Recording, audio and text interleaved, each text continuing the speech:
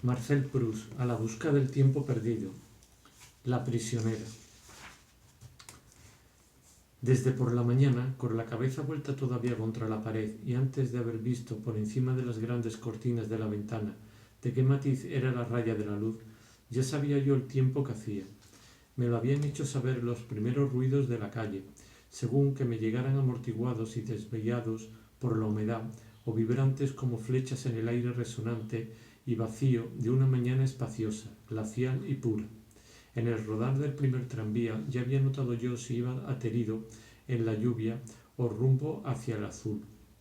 Y esos ruidos quizá habían sido precedidos a su vez por alguna emanación más rápida y más penetrante que, filtrada a través de mi sueño, difundía en él una tristeza que anunciaba la nieve o hacía entonar a cierto minúsculo personaje intermitente tan numerosos cánticos a la gloria del sol que éstos terminaban por traer para mí, que aún dormido empezaba a sonreír mientras mis párpados cerrados se preparaban a ser deslumbrados, un ensordecedor despertar musical.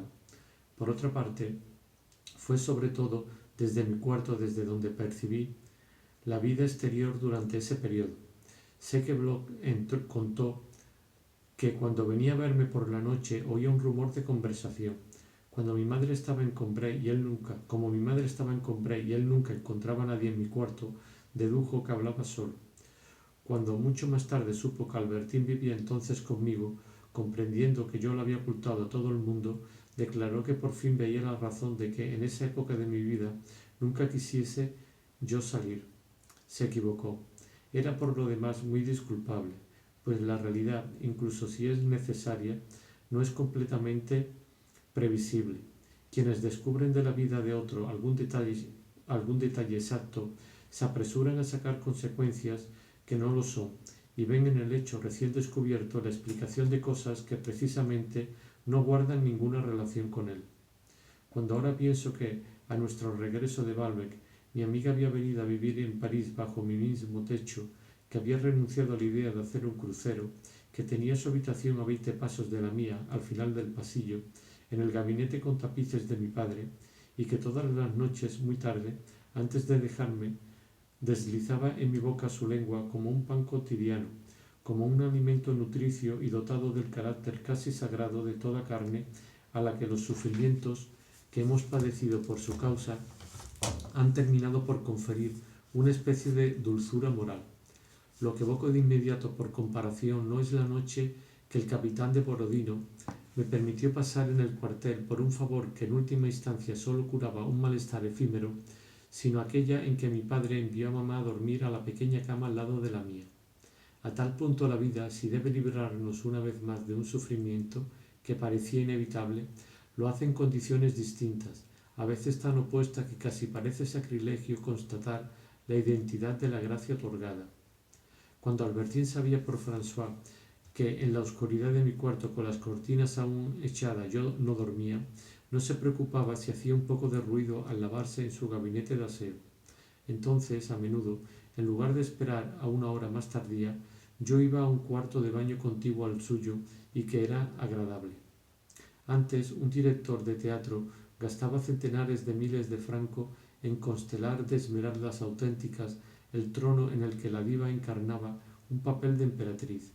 Los ballets rusos nos han enseñado que simples juegos de luces, dirigidos donde hay que hacerlo, prodigan joyas igual de suntuosas y más variadas. Pero un decorado así, ya más inmaterial, no es tan gracioso como ese otro con el que a las 8 de la mañana el sol reemplaza el que solíamos ver cuando nos levantábamos antes del mediodía. Para evitar que pudieran vernos desde fuera, las ventanas de nuestros 2 cuartos de baño no eran lisas, sino todo fruncidas de una escarcha artificial y pasada de moda. El sol coloreaba de pronto de amarillo aquella muselina de cristal, la doraba, y descubriendo poco a poco en mí un joven más antiguo que la costumbre había ocultado durante mucho tiempo, me embriagaba de recuerdos, como si hubiese estado en plena naturaleza ante unos follajes dorados donde ni siquiera faltaba la presencia de un pájaro, porque oía a Albertín silbar incansable: los dolores son locos, y quien los escucha más loco es todavía. La amaba demasiado para no sonreír alegremente ante su mal gusto musical.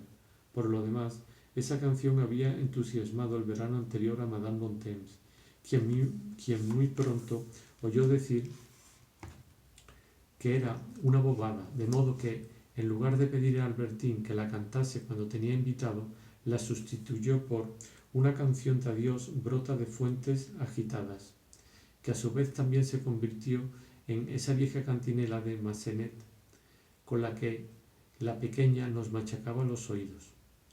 Una nube pasada eclipsaba el sol. Yo veía apagarse y retornar a su color gris la púdica y tupida cortina de cristal.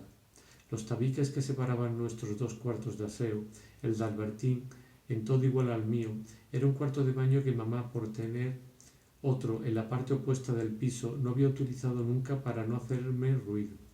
Eran tan delgados que podíamos hablar mientras nos lavábamos cada uno en el nuestro, prosiguiendo una conversación solo interrumpida por el ruido del agua, en esa intimidad que a menudo permite en el hotel la exigüidad del alojamiento y la proximidad de los cuartos, pero que tan rara es en París.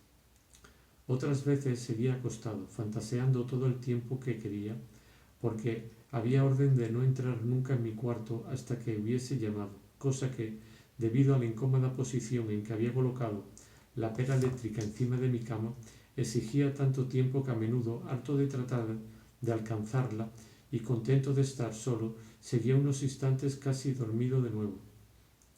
No es que fuese totalmente indiferente a la estancia de Albertín en nuestra casa.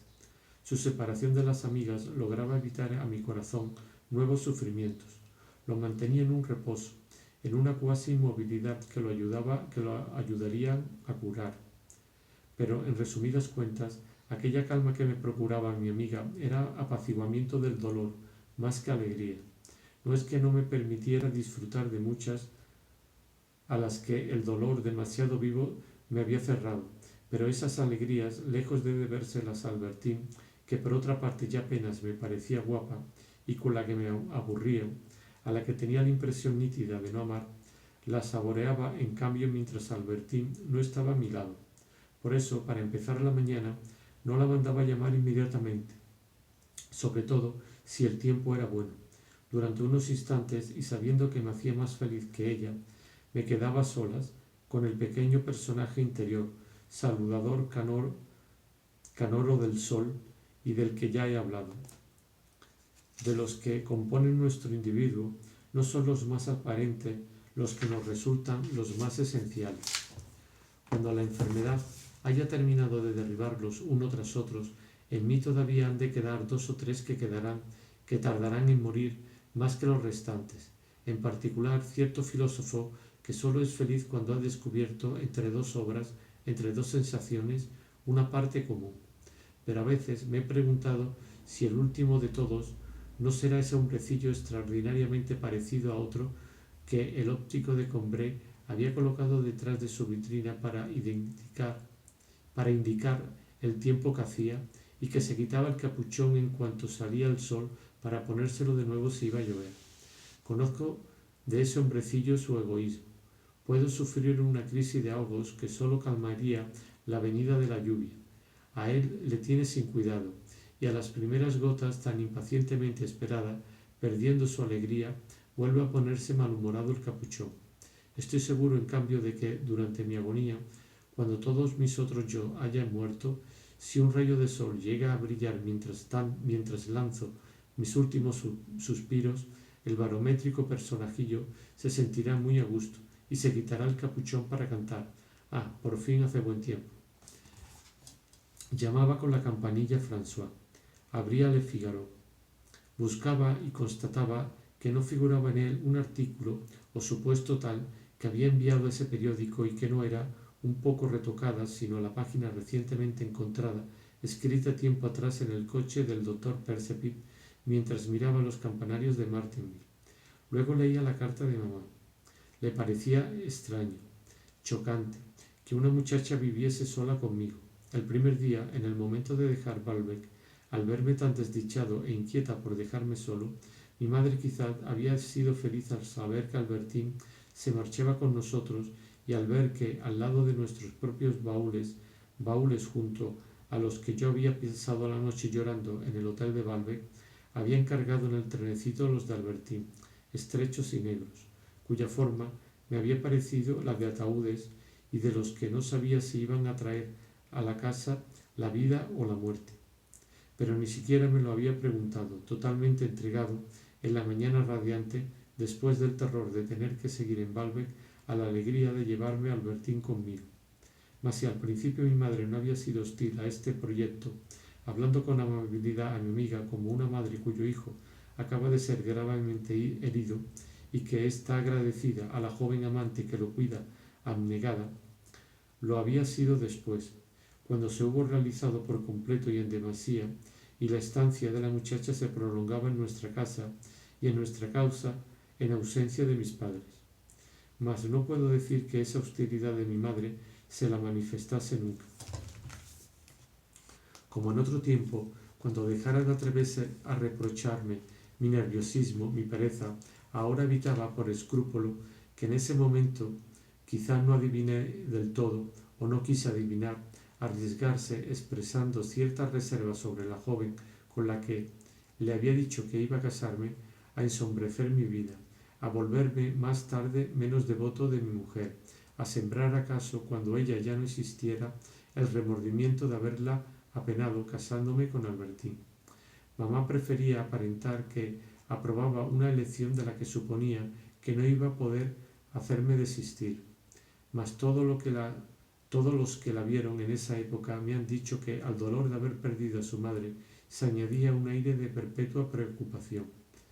Esa tensión mental, ese debate interior daba a mamá un gran calor en las sienes y abría constantemente las ventanas para refrescarse. Pero decisiones nunca llegaba a tomarlas por miedo a influirme de modo negativo y malograr lo que creía mi felicidad. Ni siquiera podía resolverse a impedirme tener provisionalmente a Albertín en casa. No quería mostrarse más severa que Madame Bontemps, a quien la situación concernía sobre todo y a la que no le parecía inconveniente, cosa que sorprendía mucho a mi madre. En todo caso, lamentaba haberse visto obligada a dejarlos solos a los dos, marchándose justo en ese momento a Combray, donde quizá tuviera que quedarse, y de hecho se quedó, varios meses durante los que mi tía abuela tuvo constante necesidad de ella día y noche. Allí todo se le volvió fácil gracias a la bondad, a la solicitud de Legrand, quien, sin retroceder ante ningún esfuerzo, aplazó semana tras semana su regreso a París, sin conocer mucho a mi tía, al principio simplemente porque había sido una amiga de su madre, luego porque sintió que la desahuciada enferma apreciaba sus cuidados y no podía pasarse sin él. El esnobismo es una grave enfermedad del alma, aunque localizada, y que por eso no la daña por entero. Sin embargo, al contrario de mamá, yo estaba muy feliz de su marcha a Combray, sin la cual habría temido, al no poder decir a Albertín que la ocultara, que descubriese su amistad con Mademoiselle Vintel. Eso para mi madre hubiera sido un obstáculo absoluto, no solo a un matrimonio del que por otra parte me había pedido que todavía no hablase definitivamente a mi amiga y cuya idea se me volvía cada vez más intolerable, sino incluso a que ésta pasase algún tiempo en casa. Salvo por un motivo tan grave y que ignoraba, mamá, por el doble efecto de la imitación edificante y liberadora de mi abuela, admiradora de George Sand, y que hacía consistir la virtud en la nobleza del corazón, y por otro lado, de mi propia influencia corruptora, ahora era indulgente con unas mujeres hacia cuya conducta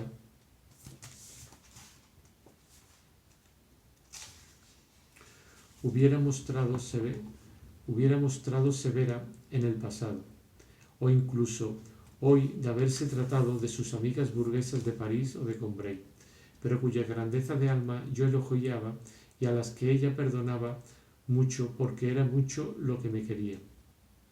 Pese a todo, e incluso dejando de lado la cuestión de las conveniencias, creo que Albertín hubiera resultado insoportable para mamá, que había conservado de Combray, de mi tía Leonie, de todas sus parientes, unos hábitos de orden de los que mi amiga no tenía la menor noción.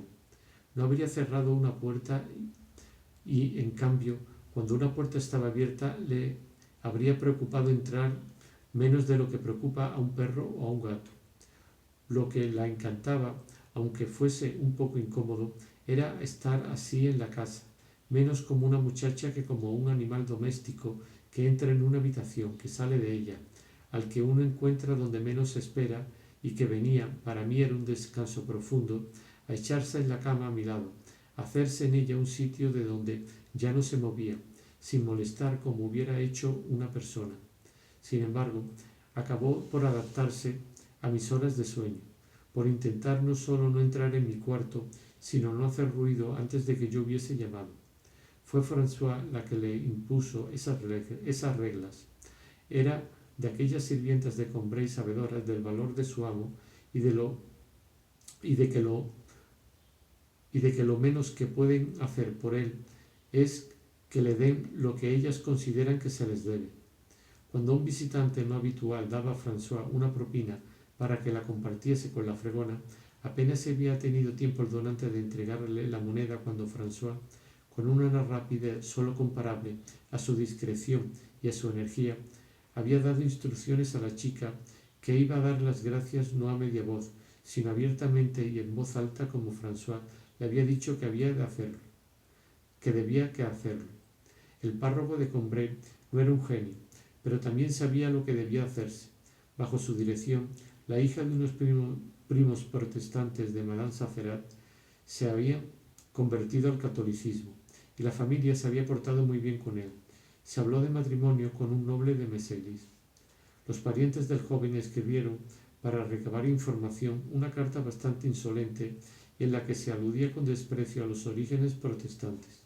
El párroco de Combray respondió en tal tono que el noble de Méséglise, agachando la cabeza y doblegado, escribió una carta muy distinta en la que solicitaba como el más preciado favor unirse a la muchacha. François no tuvo mérito en hacer que Albertine respetara mi sueño.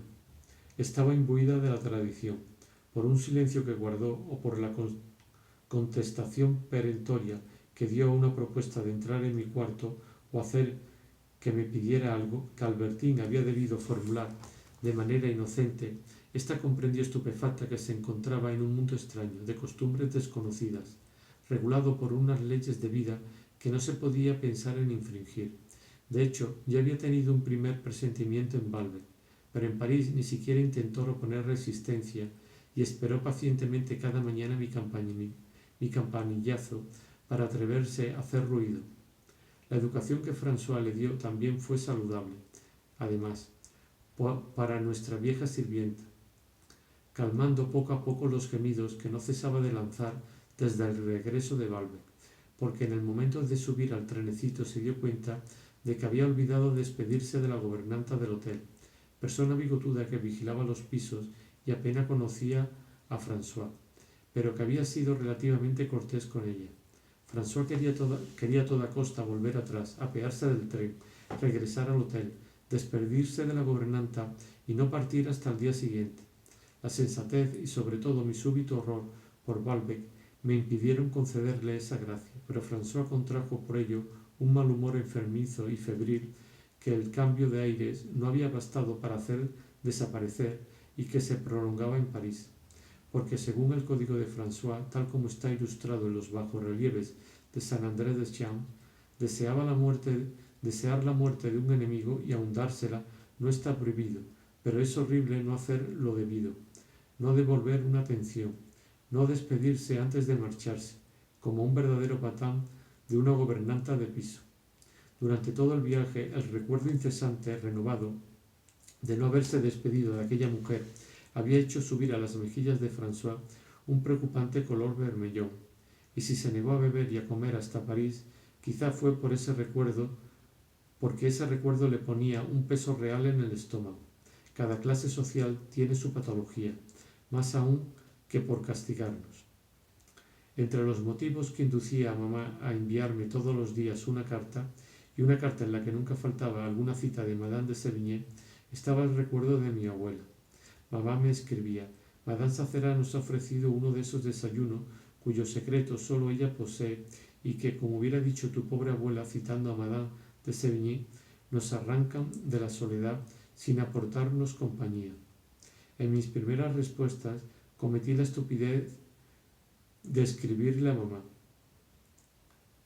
Por esas citas tu madre te reconocería al instante, lo que me valió 3 días después esta frase: pobre hijo mío, si era para hablarme de mi madre, invocas muy inoportunamente a Madame de Sévigné. Ella te habría contestado como ésta hizo con Madame de Grignan. No era nada de vos. No era nada de vos, los creía parientes.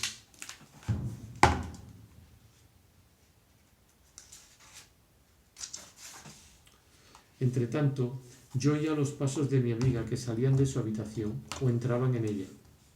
Tocaba la campanilla porque era la hora en que iba a venir André con el chofer, amigo de Morel, y prestado por los Verdurin a buscar a Albertín.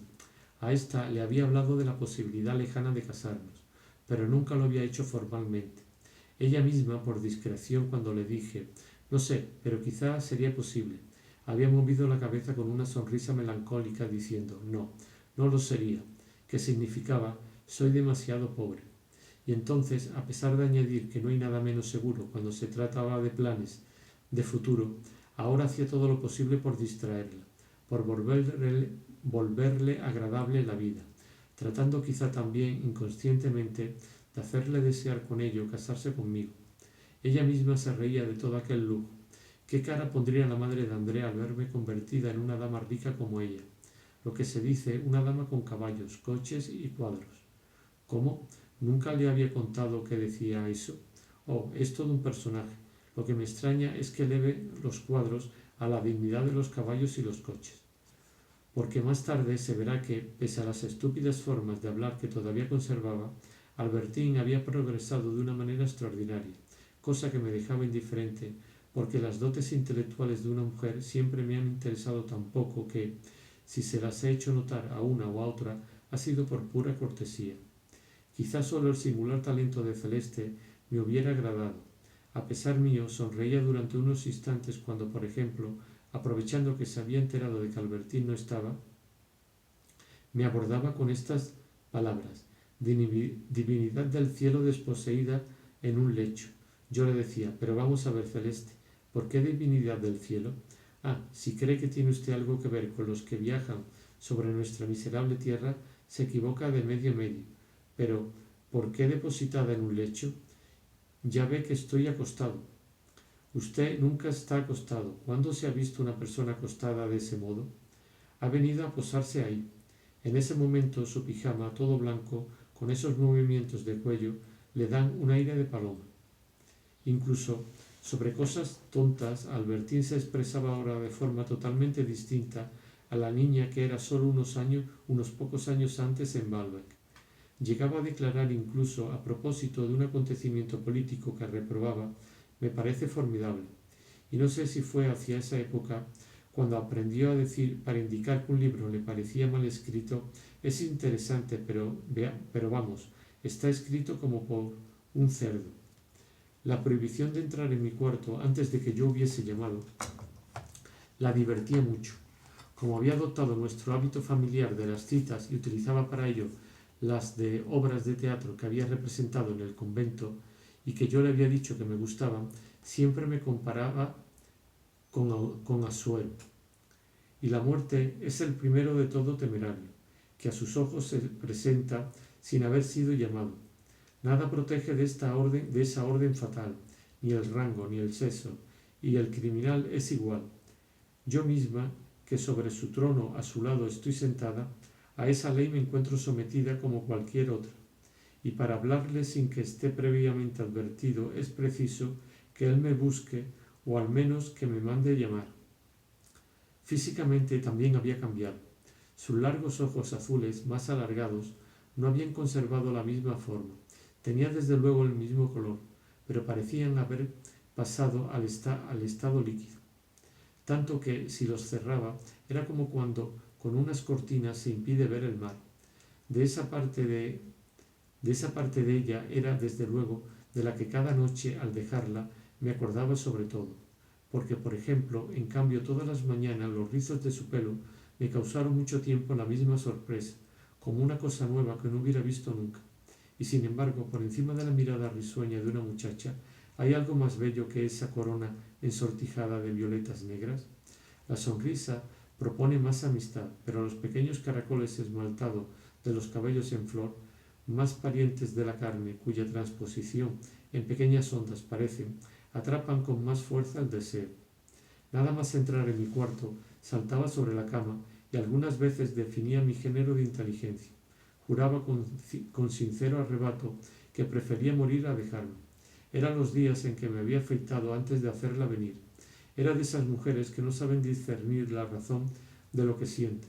El placer que les produce una tez fresca lo explican por las cualidades morales de quien, a su parecer, presenta una posibilidad de felicidad para su futuro.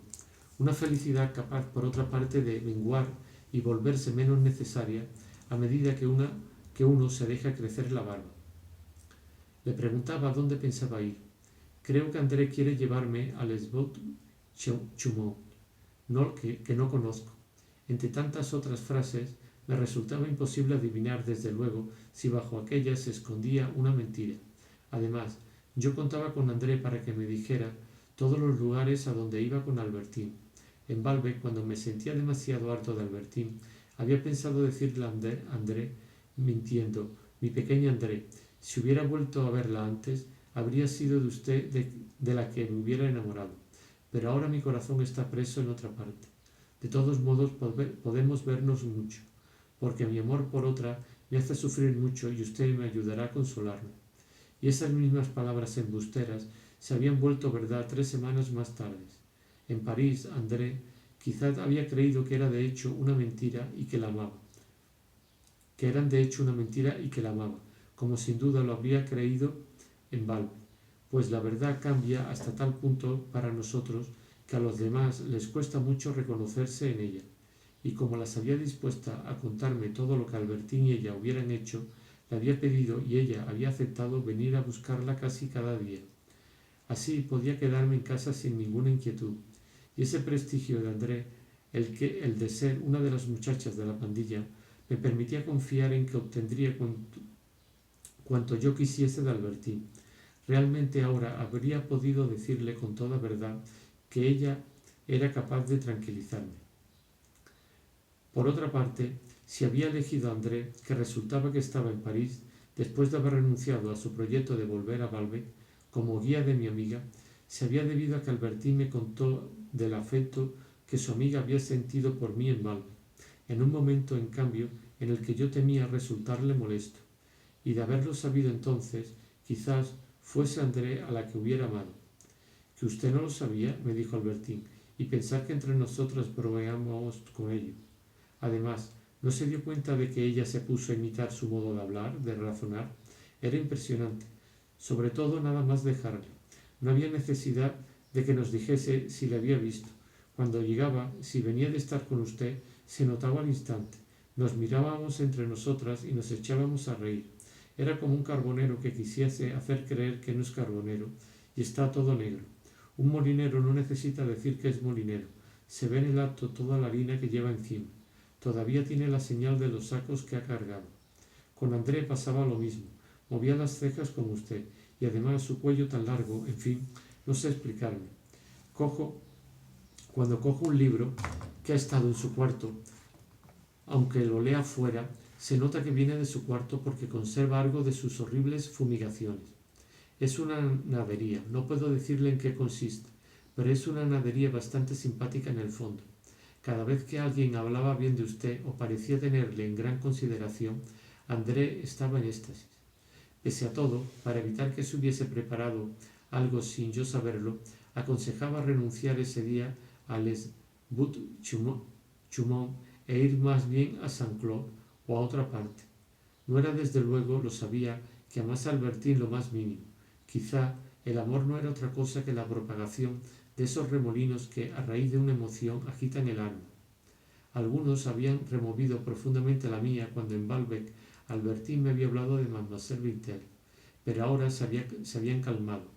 Ya no amaba a Albertín, porque ya no me quedaba nada del sufrimiento, curado ahora, que había sentido en el trenecito, en Baalbek, al descubrir cuál había sido la adolescencia de Albertín, con visitas tal vez a Montjuban.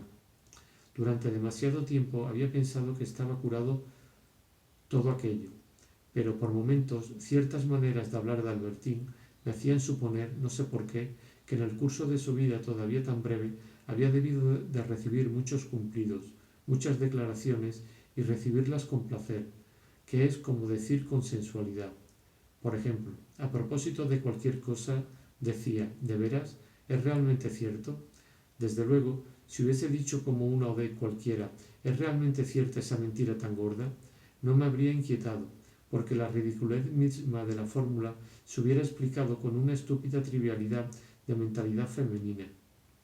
Pero aquel aire suyo interrogativo, ¿de veras?, daba por un lado la extraña impresión de una criatura que no puede darse cuenta de las cosas por sí misma, que recurre a vuestro testimonio, como si no poseyese las mismas facultades que vosotros. Si le decían, hace una hora que hemos salido, o llueve, preguntaba, ¿de veras? Por otro lado, y por desgracia, esa falta de facilidad para darse cuenta por sí misma de los fenómenos exteriores no debía de ser el verdadero origen del de veras. ¿Es realmente lo cierto? Parecía más bien que tales palabras hubiesen sido desde su precoz nubilidad la respuesta a «¿Sabe que no he conocido nunca una persona tan guapa como usted? Ya sabe que siento un gran amor por usted, que me encuentro en un estado de excitación terrible». Afirmaciones a las que respondían con una modestia coqueta y consentidoras aquellos «¿de veras? ¿Es realmente cierto?», que conmigo, Albertín, ya no le servían más que para responder con una pregunta a una afirmación como «¿Se ha dormido usted más de una hora? ¿De veras?». Sin sentirme enamorado lo más mínimo de Albertín, sin incluir en el número de los placeres los momentos que pasábamos juntos, había seguido preocupado por el empleo de su tiempo. Cierto que había huido de Baalbek para estar seguro de que Albertín ya no podría ver a esta o aquella persona con la que tanto temía yo que hiciese el mal riéndose, quizá riéndose de mí, y que hábilmente había intentado romper de un solo golpe, con mi partida, todas sus malas relaciones. Y Albertín poseía tal carga de pasividad, una facultad tan grande para olvidar y someterse, que aquellas relaciones habían quedado rotas de hecho y curada la fobia que me obsesionaba. Mas ésta puede revestir tantas formas como el mal incierto que es su objeto. Hasta que mis celos no reencarnaron en nuevos seres tras mis sufrimientos pasados, había disfrutado de un intervalo de calma. Mas a una enfermedad crónica el menor pretexto le sirve para renacer. Igual por otra parte que al vicio de la persona causa de esos celos, la menor ocasión puede servirle para ejercitarse de nuevo, tras una tregua de castidad con diferentes personas.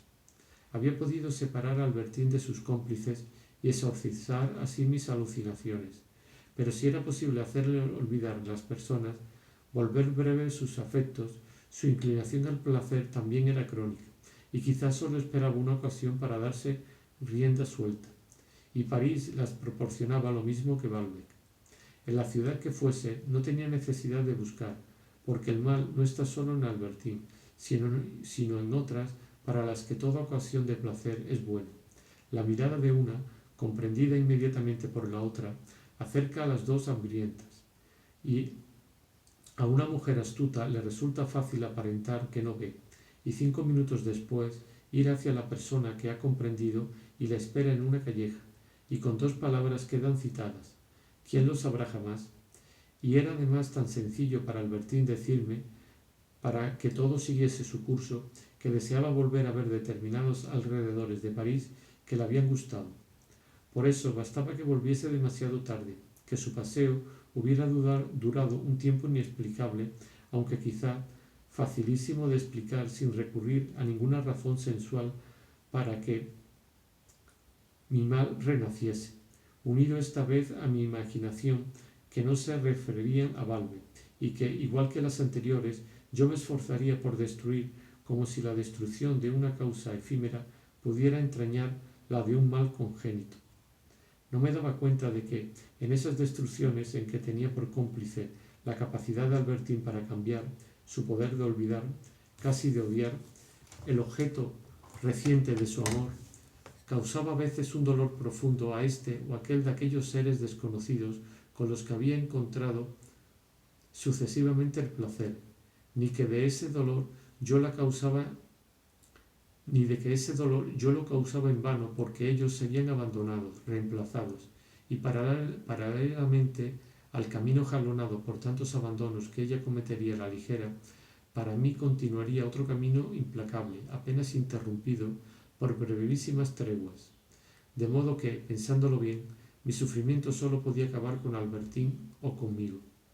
Hasta los primeros tiempos de nuestra llegada a París, insatisfecho de los informes de André y el chofer que me había dado sobre los paseos que hacía con mi amiga, había sentido los alrededores de París no menos crueles que los de Balbec, y me había ido de viaje unos días con Albertín, pero la incertidumbre de lo que ella hacía era en todas partes la misma, las posibilidades de que fuese el mal igual de abundante, la vigilancia más difícil todavía, de manera que había vuelto con ella a París. En realidad, dejando Balbec, había creído dejar Gomorra. Por desgracia, al arrancar de allí a Albertín, Gomorra se había dispersado por los 4 rincones del mundo, y, mitad por celos, mitad por ignorancia de aquellos goces, caso bastante raro, había regulado sin saberlo aquel juego del escondite en que Albertín se me escaparía eternamente. Le interrogaba quemarropa. A propósito, Albertín, ¿lo he soñado o me dijo usted que no conocía a Gilbert Swann? Sí, bueno, es decir, ella me habló en la clase, porque tenía los apuntes de historia de Francia. Fue incluso muy amable, me los prestó, y yo se los devolví en cuanto volví a verla. Es de ese género de mujeres que no me gustan. Oh, no, es de ese género de mujeres que no me gustan. Oh, nada de eso, todo lo contrario. Pero más que decirme a esa clase de conversaciones indagatorias, pero más que dedicarme a esa clase de conversaciones indagatorias, con frecuencia dedicaba a imaginar el paseo de Albertín, las fuerzas que no empleaba en darlo, y daba a mi alma con ese ardor que conservaban intactos los proyectos nunca ejecutados. Expresaba un deseo tan grande de ir a ver de nuevo cierta vidriera de la Sainte-Chapelle, tal pena por no poder hacerlo ella y yo solos, que me decía con ternura: pero pequeño mío, si eso no parece agradarle tanto, haga un pequeño esfuerzo. Si eso parece agradarle tanto, haga un pequeño esfuerzo. Venga con nosotras. Esperaremos lo que quiera hasta que esté usted dispuesto. Además, si le divierte más que estemos los dos solos, me basta con mandar a André a su casa y ya irá otra vez. Pero hasta esos ruegos para salir contribuyen a la calma que me permitía ceder a mi deseo de quedarme en casa. No pensaba yo que la apatía que suponía descargar así en André o en el chofer el cuidado de calmar mi agitación, dejándoles el cuidado de vigilar a Albertín, anquilosaba en mí, volvía inertes todos esos movimientos imaginativos de la inteligencia, todas esas inspiraciones de la voluntad que ayudan a adivinar, a impedir lo que una persona está a punto de hacer. Era tanto más peligroso cuanto que, por naturaleza, el mundo de los posibles siempre ha estado más abierto en mí que el de la contingencia real. Esto ayuda a conocer el alma, pero uno se deja engañar por los individuos. Mis celos nacían de imágenes por un sufrimiento, no a partir de una probabilidad. Pero en la vida de los hombres y en la de los pueblos puede haber, y debía haberlo un día en la mía, un momento en que se sienta la necesidad de tener dentro de sí un prefecto de policía, un diplomático de miras claras, un jefe de la policía que, en lugar de pensar en las posibilidades que oculta un espacio amplio a los 4 puntos cardinales, razona con sensatez y se dice: si Alemania declara esto, es que quiere hacer tal otra cosa, no una cosa indefinida, sino precisamente esto o aquello que incluso quizá ya ha iniciado. Si determinada persona ha huido, no lo ha hecho hacia los puntos A, B, D, sino hacia el punto C, y el lugar donde debemos hacer nuestras investigaciones es, etc. Por desgracia, esta facultad, que en mí no estaba muy desarrollada, yo la dejaba embotarse, perder sus fuerzas, desaparecer.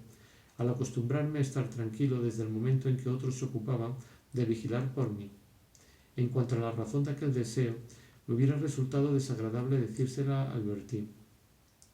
Le decía que el médico me ordenaba quedarme en cama. No era cierto.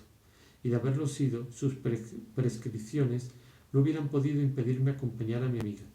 Le pedía permiso para no ir con ella y con André.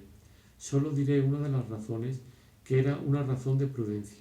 Desde que salía con Albertín, bastaba que no estuviese a mi lado un instante para sentirme inquieto, para figurarme que acaso había hablado con alguien